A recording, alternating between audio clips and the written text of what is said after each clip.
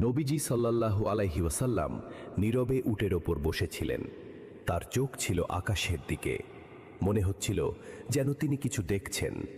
তার মুখমণ্ডলে ছিল নূর আর এক অদ্ভুত প্রশান্তি।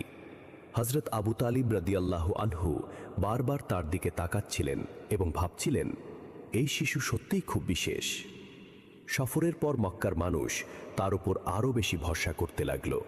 তারা বলতো, মুহাম্মদ সাদিক ও আমিন, তার সাথে যারা থাকে কখনো ক্ষতিগ্রস্ত হয় না। কিন্তু কেউ জানতো না এই শিশুই একদিন সমগ্র মানবজাতির পথ প্রদর্শক হবেন। দিনের বেলা নবী করিম সাল্লাল্লাহু আলাইহি ওয়াসাল্লাম মক্কার পাহাড়ে ছাগল চরাতে যেতেন। ছাগলের পাল কখনো ছড়িয়ে পড়ত না। তিনি যেখানে থামতেন ছাগলরাও সেখানেই থেমে যেত। তার হালকা ইশারায় ছাগলগুলো সহজেই এদিক সেদিক ঘুরে আবার ফিরে আসত। ছাগল হোক বা অন্য কিছু, সবাই যেন তাকে ভালোবাসত।